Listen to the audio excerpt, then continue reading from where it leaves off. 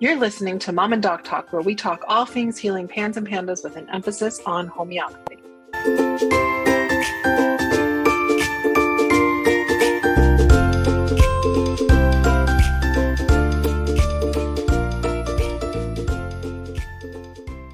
Hi, I'm Jody the mom. And I'm Dr. Bar the doc, and we are joined today by a member of our team, Dr. Ben Zorensky, a much beloved member of our team, I should say. And we're here to give you a bit of a quickie on homeopathy for allergies. And it's perfect timing because Jody messaged me this morning to say, hey, just so you know, I'm having some issues with allergies right now because the time that we're recording this, the pollen for a particular allergen for you is really high where you live. So we might hear a bit of a scratchy voice because it's the right time to talk about allergies, at least in Texas. So Dr. Zorensky, or as you're called by many of your clients, Dr. Ben, very nice to have you joining us to chat about allergies today in this very timely way. So welcome. Thank you. It's great to be with the both of you too. Awesome. So the reason we wanted to talk about this is because allergies can be a huge trigger for flares, and people don't always realize this.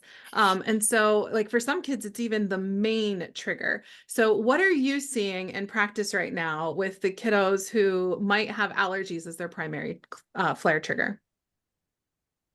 For some, for some of my clients that I've been with for more time, this may be the first time that they're actually expressing allergies or lingering runny nose or cough. So the symptoms aren't as severe, but they're sort of longer lasting and more present than in the past. And, for me, as we know, that's a positive sign. It's never nice to have a child who has symptoms like that, but it's actually a more appropriate immune response.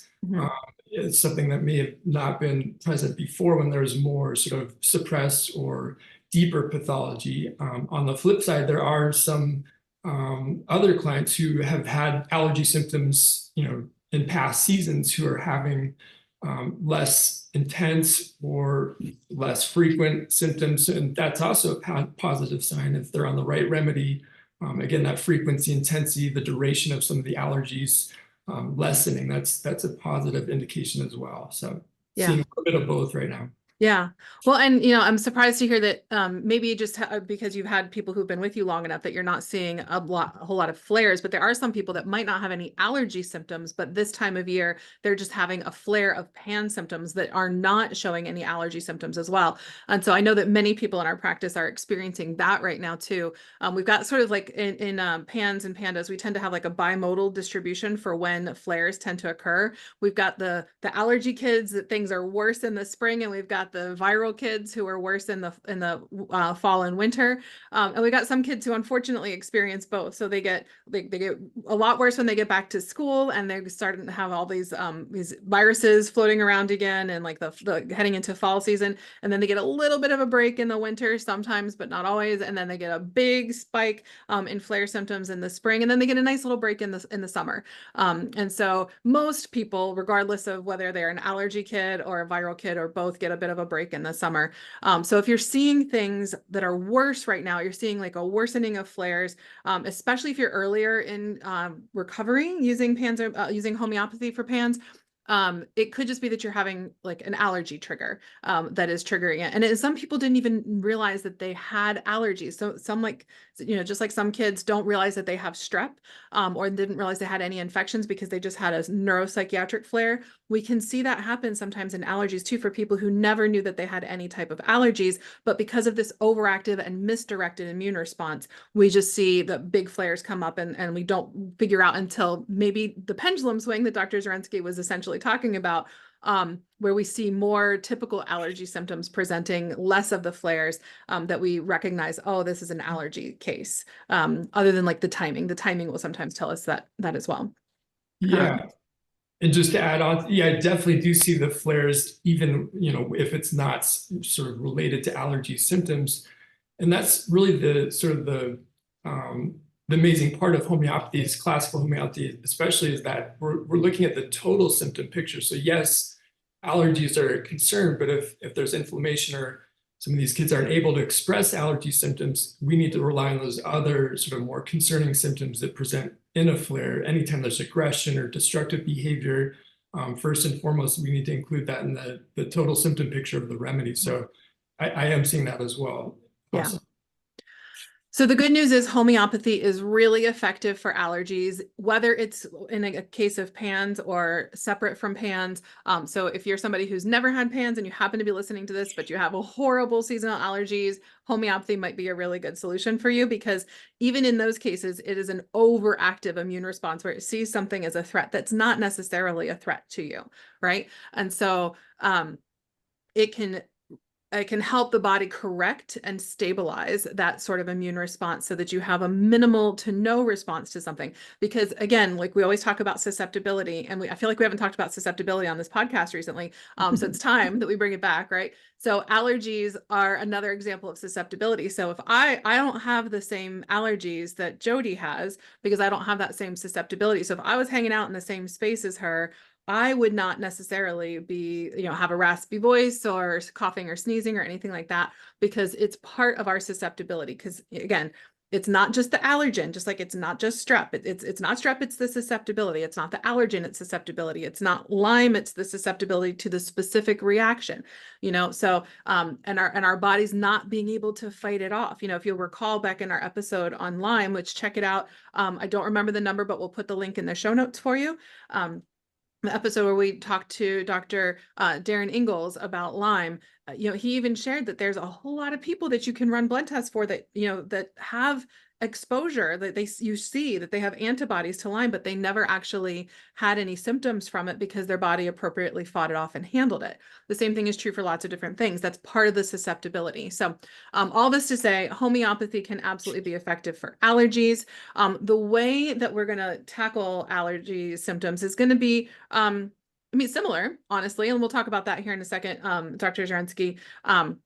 But I think the most important thing to note before we dive into like what sort of things we're looking for to help with allergy symptoms, to help make sure that we're being as effective as possible, is that the allergy trigger is rarely useful for selecting a homeopathic remedy, right? It's very rarely useful. There are some people who will think that because they're using like what some people consider, quote unquote, homeopathically prepared something, that they're actually using isopathically.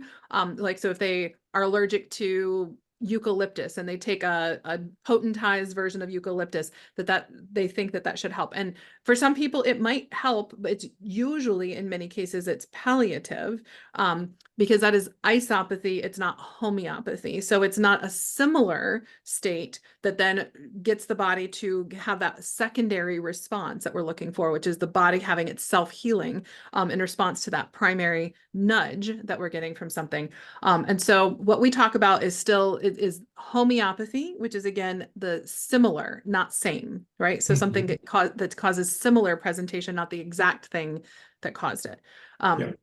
So Dr. Zorensky, when you are working with somebody who's got allergies, what sort of things are you looking for? Let's first start with people who have that they're in the state that they're having flares caused by allergies, and they may or may not be having allergy symptoms. You already touched on that like the behavioral neuropsychiatric symptoms are still super important. So we're not just looking for the allergies. Anything else you want to share for those who are primarily just seeing flare states with allergies?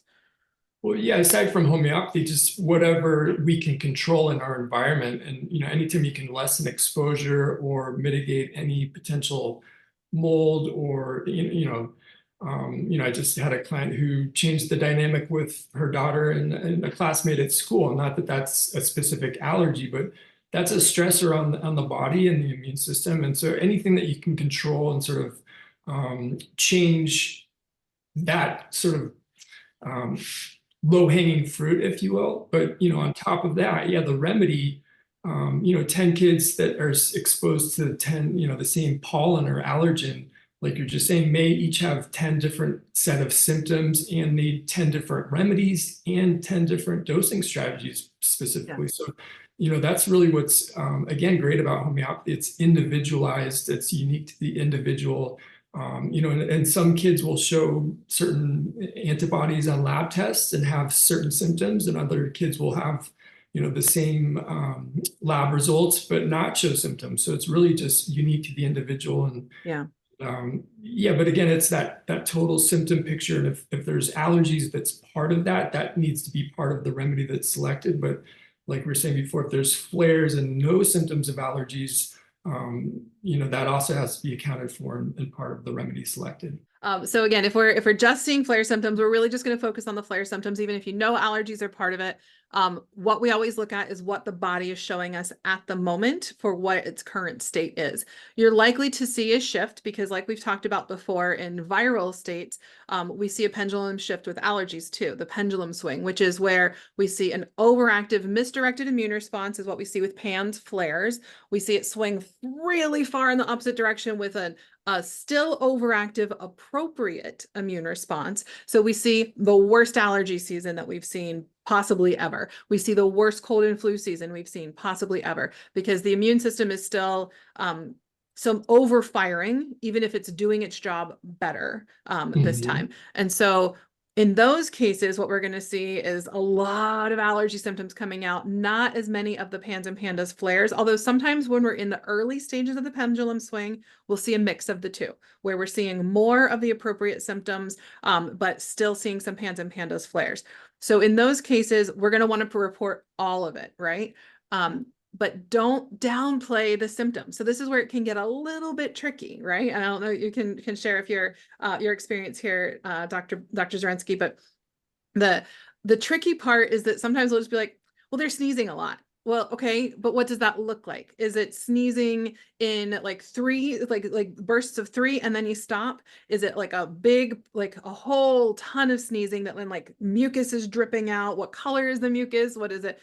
Is it like hanging? Is it really thick? Is it really runny? Is it just like dripping from their nose? Did they have any taste to the mucus? Like, it's a weird thing. You're obviously not going to taste it yourself, but you can ask them if there's any flavor. You're going to be looking for all sorts of things like this, where to me, it's been hard for some of our clients when we make that transition into especially allergy state, we have to get the specifics of the allergy symptoms. So what can you share about that, Dr. Zorensky? Yeah, I mean, exactly what you're saying. The symptoms of allergies, coughing, sneezing, runny nose, those are pretty standard. But again, with homeopathy, classical homeopathy, we're looking at what makes those symptoms better. What's the timing? Is there anything that presents at the same time or that sort of alternates with those symptoms? So again, 10 kids can have allergies or symptoms of allergies, but there's a unique or specific presentation for each one of those kids that would indicate a different remedy, or even, and again, the sensitivity to how they're being dosed, it all factors in. And that's why, it's sort of important to follow up and sort of not just give a blanket allergy medication that will maybe suppress some of that, but, there's not really healing happening, or, the body's becoming more resilient. I love the name for your practice, and always have. That's what we're doing here with homeopathy. So. Yeah. So like, as you mentioned, giving allergy medications during this time can be challenging if you're just suppressing the symptoms. That said, we also know that sometimes you need to give allergy medications, right? And at Resilience Naturopathic, we are not anti-use of medications. We are pro-smart use of medications. And that means that you might want to not give it immediately. You might want to hold off until, and like use it wisely when it's really necessary. One, so that you're not suppressing things and creating more complications in the case by both having the symptoms suppressed and having something else that's going into the body that has side effects that the body's then responding to, and creating more complexity. But again, we realize that you need to live life, and sometimes you just need to take something, right? I woke up this morning with a migraine and I needed to come on and record this podcast. And so I took medication to manage my migraine so I could move through my day, right? That said, I didn't take it until I had noted it was a left-sided migraine. It started when I was sleeping. I woke up with it. It had this sensation. It was right here in my body. It was right here in my body. And so noted all of the symptoms first, and then I took the medication. So that's one of the important things if you are going to be using allergy medications to help keep your kiddos feeling comfortable and to get through their day. Note the symptoms that are present before the medications, so that you can get those details. So I just want to refer everybody back, because I'm sure we can't cover everything here, to our Being a Better Observer series, where you can get more information and details on the specific body parts that are affected and ways that you can share and things that might be useful. I wanted to throw out a couple other things, and Dr. Zorensky, you and I can like go back and forth about specific symptoms, but give people some insight for like the types of things they should be looking at in reporting. So we talked about already like how thick the mucus is, if there is mucus, how like if the sneezing is happening in short bursts, like one at a time, or if it's like achoo, achoo, achoo, like a constant, like a paroxysm, we call it.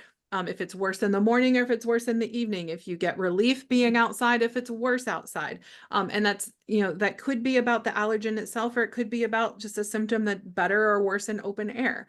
If it's worse and it's hot, if it's worse and it's cold. If you've got itching, where is the itching? Is it in the back of the throat? What makes it better or worse? Coughs, if you've got like, what does the cough sound like? Is it paroxysmal? Is it single coughs? What other symptoms do you think people should be aware of when they're reporting for allergies? Well, yeah, I mean, obviously air passageways, that's a big component of allergies, but if you think of our digestive system, there's only a single cell lining of our whole intestinal tract and such. So that's really another sort of exposure to the outside world that we may or may not think about with allergies, what we're putting into our bodies.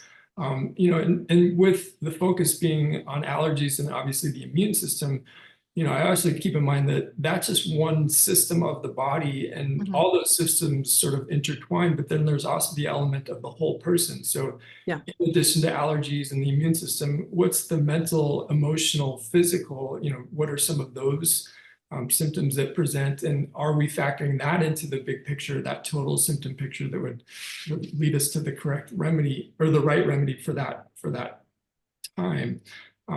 But yeah, with going back to allergies, definitely wanting to make sure that's part of the remedy, and that next visit some of those symptoms are improving, and that we're not sort of missing a chance to heal, especially if those are the most concerning symptoms during allergy season. And back to your point about medication in conjunction with homeopathy, yes, by all means, sometimes it's definitely necessary to take something short term, or psychiatric medication. Obviously, those can pair well, and homeopathy can still work in conjunction with other conventional medicines. Yeah.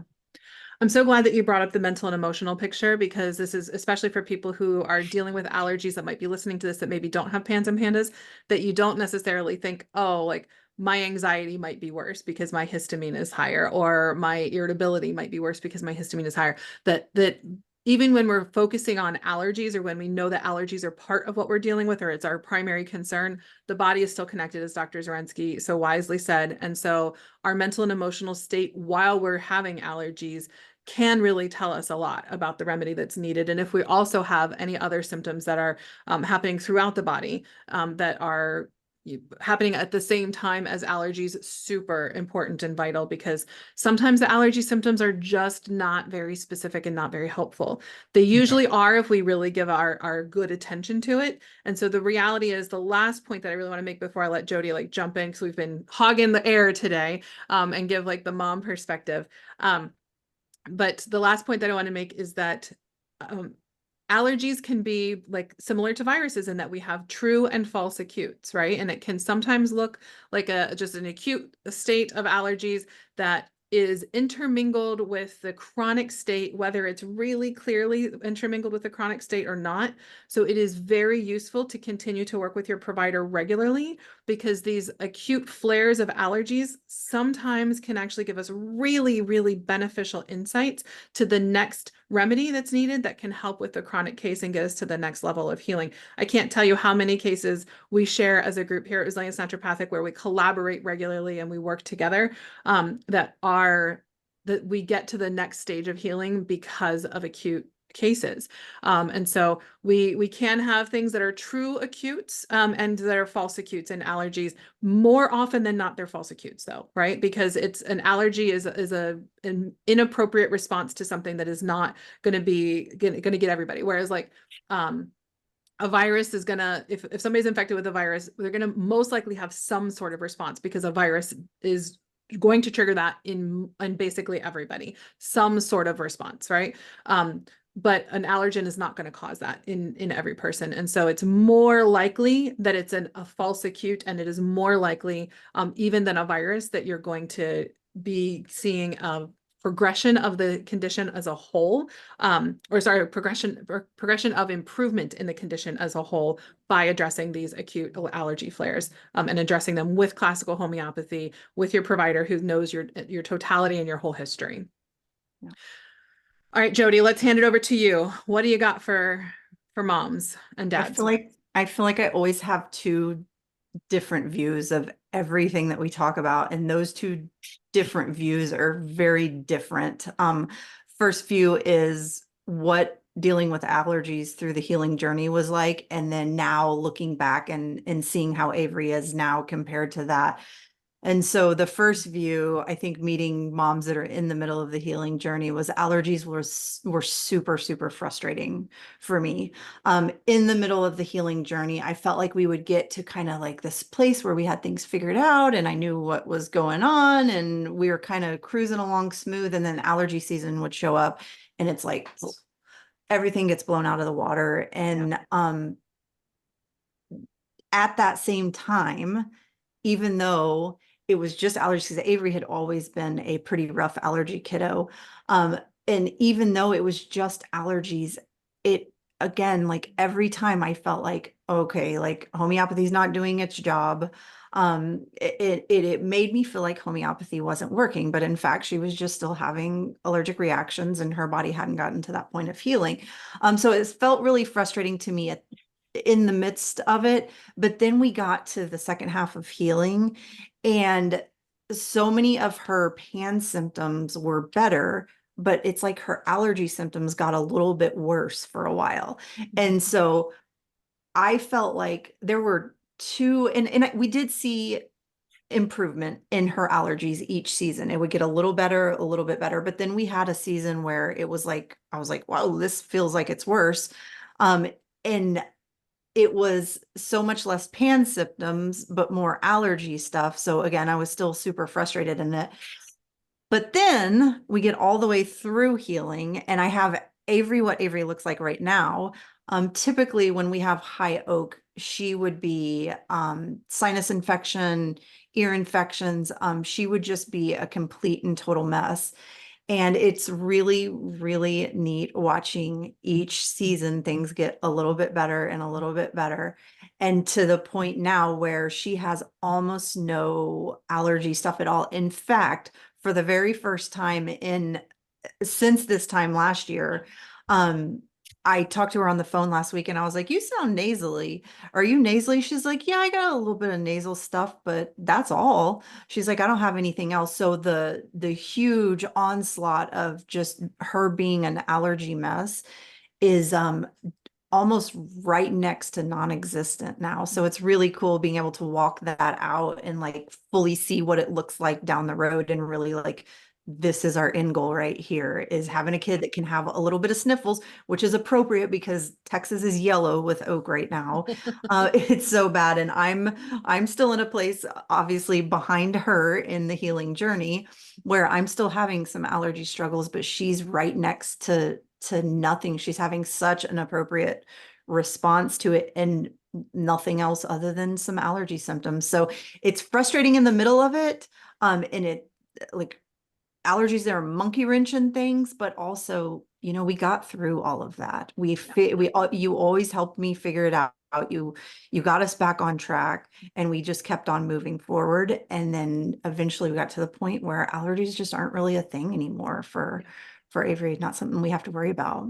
And I think that it's important what you just said, that, you know, if when you're in, like when I lived in Washington, D.C., everything was like, yeah, yellow, just like you said, like you could not walk out, you wash your car and you walk out the next like hour later and it was completely yellow with all of the pollen everywhere. But, you know, that's an irritant that you are going to have some response to, because you're inhaling it, you have an irritant, the appropriate response is to get it out and then be done, not to like get, you know, body wide persistent chronic respiratory symptoms. It's get it out and be done. So to assume that you're never going to have any sort of response to persistent pollen presence is not realistic. So Jody, really quick, I know we need to wrap up, but do you, where do you feel like you're at with your own healing journey? Because the reality is like you are somebody who, as you've shared, you likely had PANS as a child. You started homeopathy a lot later after a whole lot of other things. Do you still feel like you're in the mix where you've got like the chronic stuff plus the allergy symptoms? You're not quite to the pendulum swing yet, or do you feel like you're pendulum swinging? I don't know. Boy, that's a hard question to answer because my allergies, I don't know, ooh, that's a good question. Because I feel like last year my allergies were so much worse. Okay. I literally felt like I had the flu, Okay. like full on flu. This year I feel crummy, but I don't feel as bad as I did last year. Yeah. So was last year the pendulum swing? Probably. I don't Probably. know. Yeah. Anyways, I know that I don't feel like I still feel the fatigue. I still like watery eyes, sneezy, all of those things. But I don't like, I remember last year was really like, Really I rough. had a couple days where I was like, I can't even work. This is so bad. So I think I'm further along, still healing, but it's kind of like what I saw with Avery too. Yeah. She was rough and then she got kind of better and then she had a really rough season and then things just kind of slow. So here's my hope. Here's my hope that I have been through the pendulum swing and this year's better. And then each year is going to be a little bit better to where I'm having a not crummy feeling response. We're going to do everything we can to make that happen for you. All right, we're going to go ahead and wrap today. If you guys have questions about allergies, as always, Jody and I are interactive in our Facebook group, so we welcome you to join us there. So we are, the link for it is in the show notes as always, so you can click that and join if you're a parent of somebody who has PANS or likely or suspected of having PANS. Otherwise, you can reach us at any of our contact information again in the show notes if you've got questions or things that we can clarify from today. Thank you, Dr. Zorensky, for joining us and sharing your experience with helping kiddos heal when they've got allergies as a flare or just allergies in general. So I appreciate you joining us today. My pleasure. And if I could just add, I think it's so valuable you guys do this because there's not a day that goes by that I don't, have a conversation with mom or dad or both about them watching these videos and really learning why and what we're doing. So, I think that really helps. So, keep it up. I love the podcast. Awesome. Well, I can't wait to have you back to talk more and geek out a little bit more about how we can help people heal in general from homeopathy or with homeopathy, not from homeopathy, with homeopathy. All right. Take care, everybody. We'll talk soon. Bye, guys. We hope you found this episode helpful, hopeful, and inspiring. We try to get a new episode out every week. You can make sure you don't miss any by following us on Spotify or subscribing to our channel on YouTube. If you want to connect with us more, join our Facebook group, Homeopathy for Pans and Pandas, where we have exclusive weekly videos and answer your questions about, you guessed it, homeopathy for Pans and Pandas throughout the week.